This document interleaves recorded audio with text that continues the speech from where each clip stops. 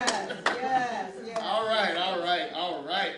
All right, well, today we're coming out of the book of Exodus, and as you turn it there, whether you have a Bible, turn there. If you have a smart device, get there. If you don't, most times put the scriptures up on the screen. And before we even get into it, note the title. It says, Closed Doors or Hurdles. Just on the outset, neither one of those seem positive. You're talking about a closed door or a hurdle. Both can be deterrents. Both can be, and a hurdle is simply an obstacle. Amen? Amen. Amen. When we say closed doors or hurdles. And I'm pretty sure in every one of our lives, before I get started, everybody look at each other and say, this sermon is for you. Yeah, because the last few sermons I preached what? Forgiveness, correct? And we went over a series of forgiveness. But now we're going to take a different direction. And we say closed doors or hurdles. And how can I discern or determine between the two? How can I discern whether God is closing a door or is it a hurdle or obstacle I must face and overcome? Now we're going to revisit that question at the end. We're going to answer that question. But what I would like for you to understand is, more importantly, God can do both. Yes. He can do both. Yes. In the beginning of Exodus, before we get into the scriptures, the children of Israel, everybody say children of Israel. Children. We know them, right?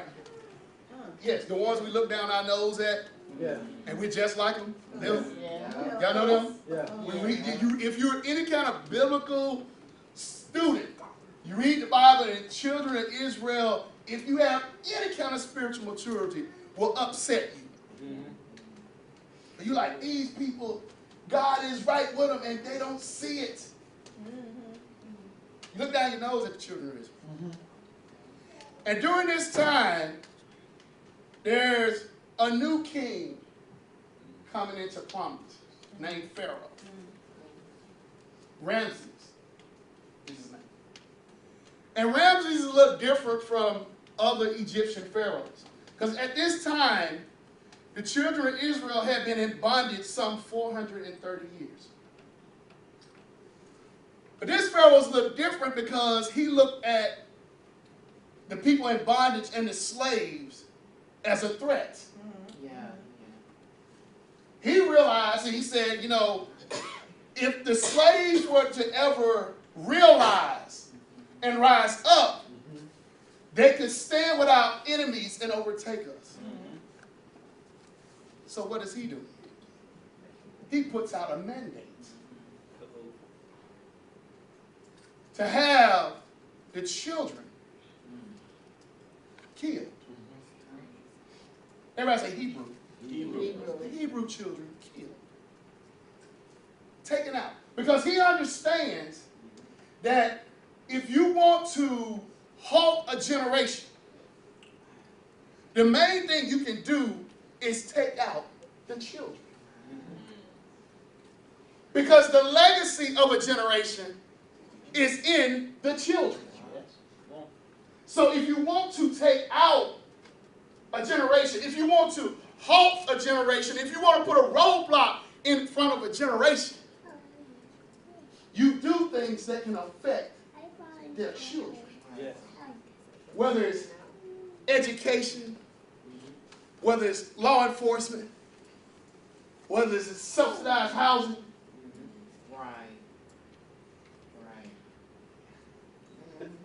I'm in the word. You do things to affect their children. So they go out and they kill the children. Everybody say kill. Kill. They kill the children. And God, at this time, God has seen enough.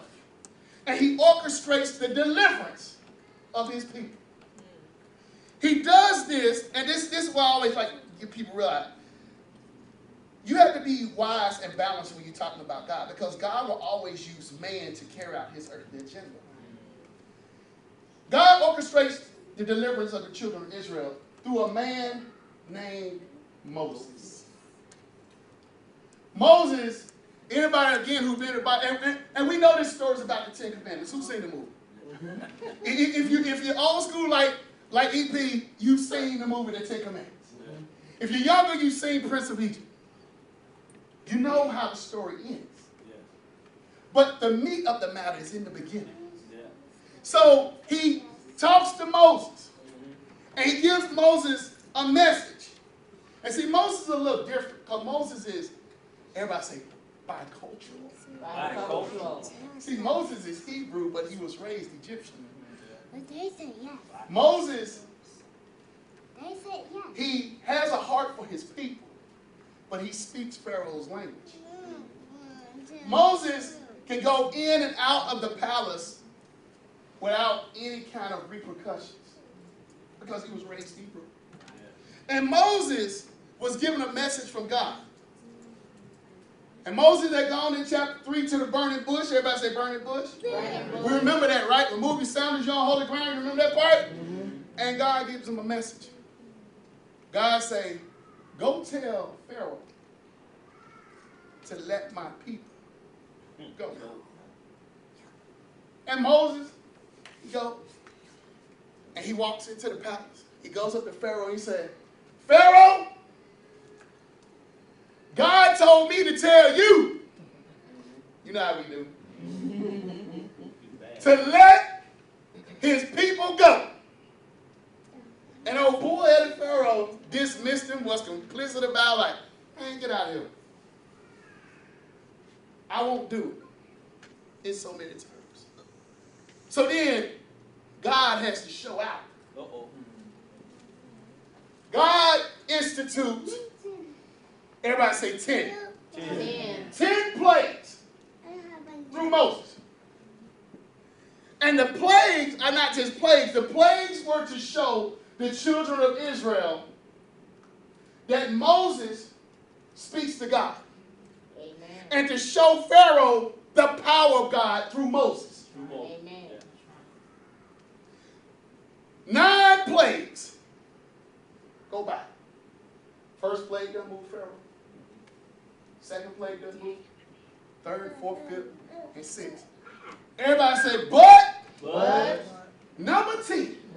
Number 10. See, I always say a statement. Most people don't take life seriously until it becomes personal. Yeah.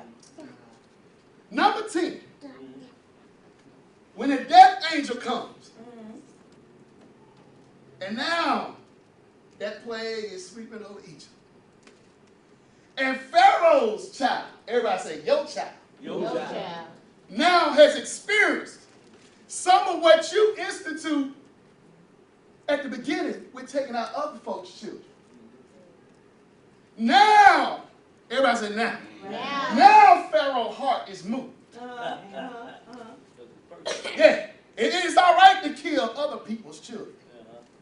It's all right to deport other folks' children. It's all right to say they're from that place, that Hebrew place, them crap hole countries. But when somebody says something about your kid, I'm still in Bible.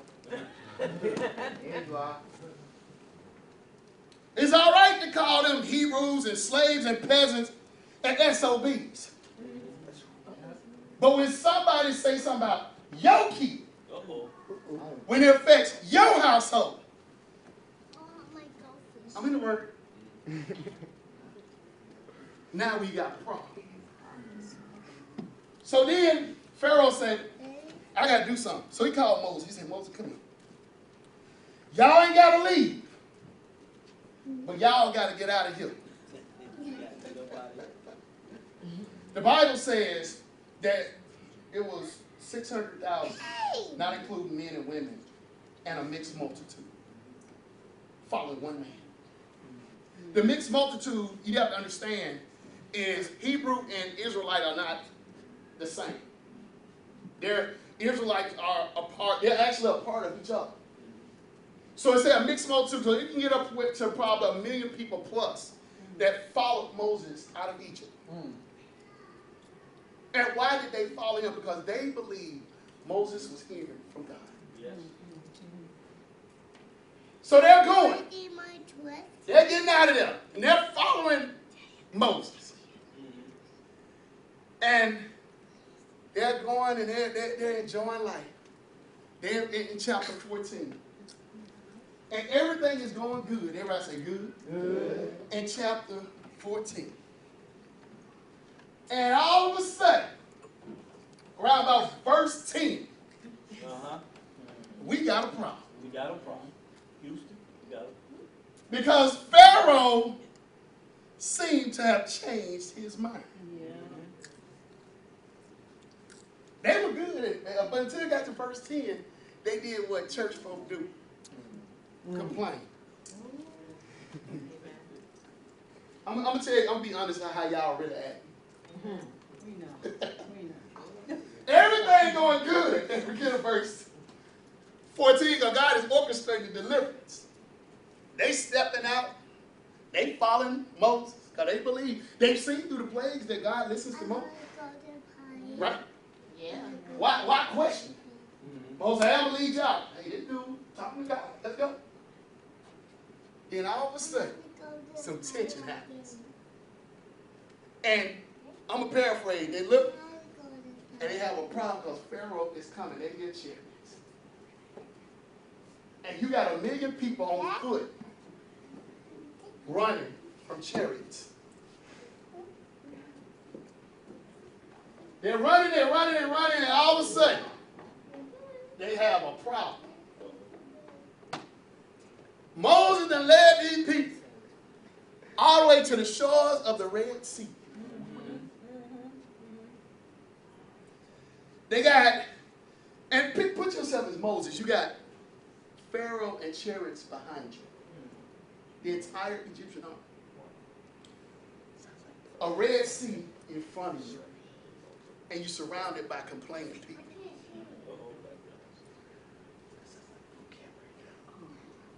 At that time, they realized this is not going to end well. So now we get to the point. Well, again, once we get to verse 10, it says, and when Pharaoh drew nigh, the children of Israel lifted up their eyes, and behold, the Egyptians marched after them. And they were so afraid. Everybody say afraid. And the children of Israel cried unto the Lord. And they said unto Moses, because there were no graves in Egypt, hast thou taken us away to die in the wilderness. Boy, when people get afraid, oh, how their faith changes. And they were so afraid. And like I say, they said, when they die in the wilderness, wherefore hast thou dealt with us to carry us forth out of Egypt? It is not the word that we did tell thee in Egypt, saying, let us alone. Moses, if you were going to bring us out here to die, we could have just stayed in bondage where we were. Yeah. You know, we do that to God. God, you know, I did the Christian thing. I'm reading my Bible. I'm going to church. And now it seems like now that my eyes are open, I'm having more problems in life and more challenges in life. And if I felt this walk was going to be like this, God, you could have left me in the world. Come on. Tim Calvin, just honestly speaking. Praise Jesus. Because the word says sin is pleasurable for a time. And I'm out there in the world doing my thing.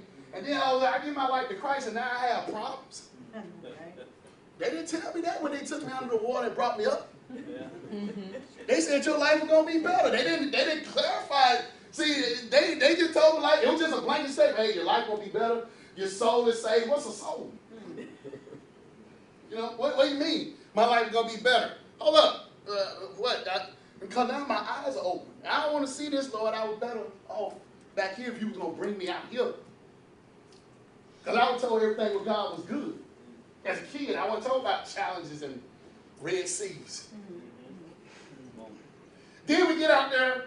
They said we could have stayed there. So then, here we go. This is where it gets interesting. Everybody say interested? Interesting. The bigger problem, again, what they're fearful is Pharaoh. But the biggest problem is not Pharaoh or the complaining people. The biggest problem is what's in front of them. The Red Sea. There ain't no pathway. There ain't no bridge over troubled waters. Peter wasn't born yet to walk on water. They didn't have that to go by. You seen it? Red Sea is extremely deep. If you look at it, it's like 10,000 feet. It's over 221 miles wide. People don't swim in seas. And they get out there, and they're fearful what's behind them. But then what's in front of them. But everybody say, but God. But God. God has a conversation with Moses. God said, Mo, Oh, Mo. he said, I'm going to allow you to lead them out of Egypt. But don't get rattled. You know how we say, don't trip. Because I'm going to change Pharaoh's mind. A party. Here's the key. When the children of Israel got to the Red Sea, here's our dilemma. Yeah. Is it a closed door? Uh-huh. There you go. Or is it a hurdle or obstacle? Because here's the key. Here's another thing. During the conversation that God had with Moses, he never told Moses that he was going to do anything through the Red Sea. Yeah. He never said that. Moses didn't know what he was going to do. He didn't say, hey, I'm going to make a pathway through the Red Sea. The ground is going to be dry. Y'all going to walk through, and I'm going to drown. He never told him any of that. Yeah. True. Moses didn't know what God was going to do. But you have to look at Moses' prayer record. Everybody say prayer record. Prayer record. Because Moses, again, back in chapter 3 at the burning bush, he had an encounter. And all throughout the chapters, whether it was 4, 5, 6, he asked for some help. God gave him Aaron. So all this time, Moses has prayed and labored and obeyed God. Why did Moses take them to the west? It's plenty of, if you look at a map of Egypt, Hebrew cultures settled mostly in the west anyway. He could have just taken them back to where they came from. Why would you go east to a body of water? Come on. Why? Moses, God was with you. You could have taken them anywhere. But you took them to the shores of the Red Sea. And now they're looking at Moses like, you can't be hearing from God. You cannot be hearing from God bringing us here. And this man behind us and the water's here. Now let's bring it back home. Here's the dilemma. How to determine whether or not it's a closed door or a hurdle? You're not going to like the answer? Come on. Is your prayer life and relationship with God. Yeah. You individually, not me, your personal, honest relationship with God. But let's be honest, a lot of Red Seas that we've encountered, you put yourself in. Yeah. Yes, Lord. Self-encounter. If you have prayed from the beginning like Moses did from chapter 3 all the way up to now, you labored before God, you did things you didn't want to do, even though the will of God was calling you to do it, there's no way you can come to an obstacle and God don't move on your behalf. Good. That's good. But if you instituted, everybody say, But. if you instituted yourself and your personal desires above what you knew God was asking you to do, it is a closed door. The hurdle is there to see if you truly believe in me, and do you need to come to the Red Sea for me to have you to stretch your faith and show you the grace I have for you. Sure. That heartache that you have when you're praying about stuff inconsistently, that's a closed door. That job you got that's giving you all kind of turmoil that you knew in the first place you should have gone to, that's a closed door. The person that you got with out of lust and you try to throw prayer on top of it and make it a marriage, Come on. Come on. that is a closed door. But if you've been praying with God and standing with him from the beginning, saying, this is something that not only that you have to go through, but that I will take you through. Because through the prayer and relationship you built with me, I've trained and endured you to be able to handle such a task. Because again, like I said, he never told Moses he was going to do anything to the Red Sea. Moses just obeyed.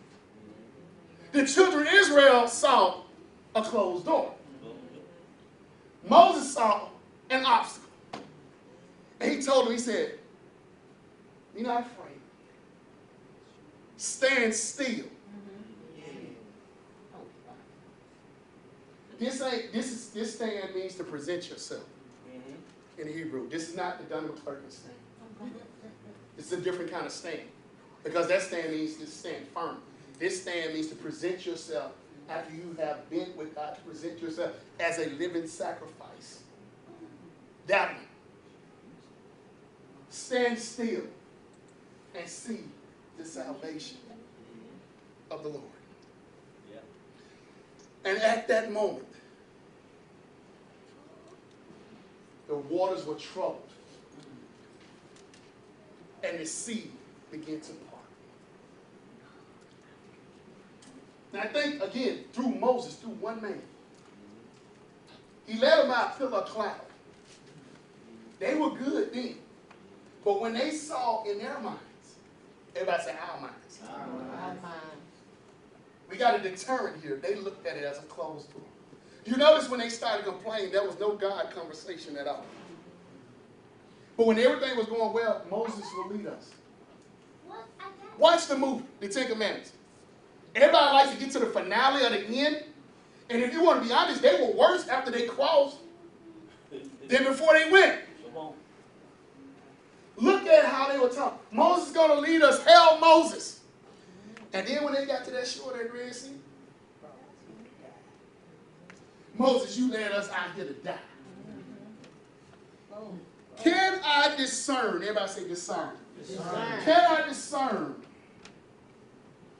Do I have the commitment to discern? Do I have the obedience to discern? Do I have the maturity to discern that when something comes my way, do I, as we like to say, do I stay out of my feelings? Or do I continue to pray and build a relationship? If you pray about that thing from the beginning, God has moved on your behalf. Because you can come to the Red Sea and God will truly make a way. But in yourself, everybody say self. In my own mind, everybody say own mind. Own mind. If I don't have the relationship with God, if I'm inconsistent, if I pray sometime, if I go to Him out of convenience, then my flesh will present and paint a picture of me of a closed door. Amen. So many people out there, whether it's ministry or whatever it is, have closed the door that God has put forward and to say, let's stretch your faith and let me take you through it. We admonish the Apostle Paul, I do. But I definitely honor Moses. Because Moses can show you what consistency looks like. From chapter 3 all the way up to 14. He didn't want to go there, but he did it anyway. He told God, I need help. God gave him aid. He didn't want to go tell Pharaoh that. He didn't want the plagues. But he was obedient always, so God had no choice. Because his obedience unlocked it. And God parted the Red Sea. You have to ask yourself, children of God, when I come through anything in life, and that's how you know. If you prayed about it from the beginning, no more of this discernment stuff, and it's like we're clueless about it. That really upsets me, really does. You don't soap out for a minute. Discernment is not, what's the word? It's not like something that's unknown. 9 times out of 10, you can link discernment to common sense. You know when something is presented to you, whether or not you've labored, prayed, fasted with God throughout the course of it, Yeah. or whether you did it sometimes and you let your flesh override it and then you try to throw God on top of it. Yeah. Jesus. You have flesh in his hand and God in his hand, and that is not going to ever balance out. You might as well go ahead and jump in the Red Sea, because it will not be parted on your behalf. So here's another thing. When we say closed door, are you closed door? Uh-oh. Got a hurdle or the obstacle doesn't stop you, because again, through your faith, God will take you through that. And he will give you opportunity to stretch your faith. To say, do I really need to go a little bit harder or a little bit further in God? And do I continue to labor before you? Or do I give up at the moment of just because it's a block in the road? I've seen people in this crazy San Antonio traffic. Everybody say crazy? Crazy. It's crazy. They be riding. I saw this the other day, actually. They were riding. And you know how you come to the thing and they have a little sign say delay for about 10 minutes. They have a little sign up. And they get there and the traffic is slowing down. And of course you get frustrated. Oh my God, stop, right? And I saw people turn on the grass, going the opposite way, because they just further, they not gonna stay there in line to deal with it. They gonna turn in the grass. And it was a bunch of them doing it. And I'm like, man, I ain't going through grass, man, I ain't got time for this. But that last one did, also you saw a black and tan car with lights on it. See, when you do your own stuff, you get in trouble. Woo! Then here's the crazy part. I'm standing firm. And as them jokers are turning out of line, guess what's happening with my car? Move forward. I'm getting closer and closer. Here's the kicker. As I'm pulling up, you see an orange construction truck goes past. Because now you got to stop for them. You can't be right. They just like emergency vehicles. Stops. And now the workers get out and they put a sign on the other side. Where the old people were turning and thought they were going quicker. And now my 10-minute delay is up and I'm pulling the Koyon. Y'all ever seen Koyon drive? She gonna wreck like they looking straight up and stuff. They ain't looking right. And you know what? I drove with confidence, but you know what? I obeyed. Yeah. Right. Obedience. Right. So ask yourself, real quick, I'm finishing up. Are the things again that I deal with, how you got here will determine whether or not it's a closed door or hurt. That's the first thing you can ask yourself. If you're dealing with some problem in your life, whatever it is, how you got there. Did you get there out of flesh? Or did I allow God to lead me here? Since you prayed with him and labored for him for so long, you should know when he speaks to you. Amen. The average person, we look at, why don't God do this and why don't God do that? And God, the word of God tells you, my thoughts are not your thoughts. Yeah. Nor, he switches around. He said, nor are your ways my ways. So he let know, nor the way you think of stuff, I don't do it like that. Because if I thought like you, I might as well not be me. Amen. That you be God. Could you imagine if God actually thought like us? Oh, God. Oh my goodness.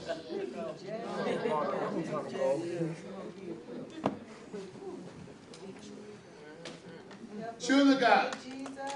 stand on your feet. Ask yourself, how did I get here?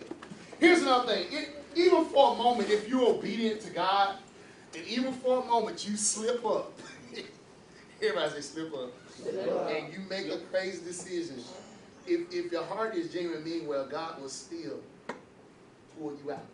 Yeah. And he knows us. He knows the struggle better than anybody else.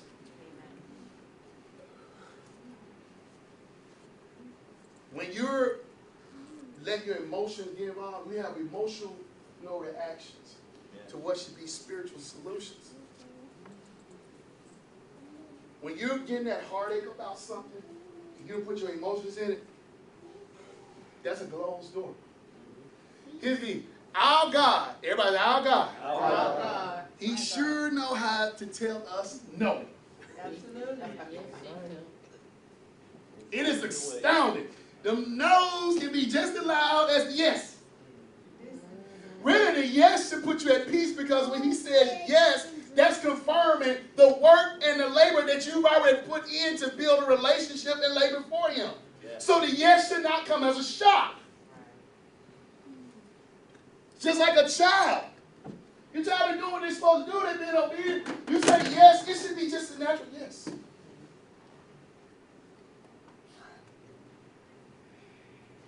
So count back. You count. I got my own number in my head. Trust me. How many Red Seas did you brought yourself to? Okay, how many degrees you got? Your degree does not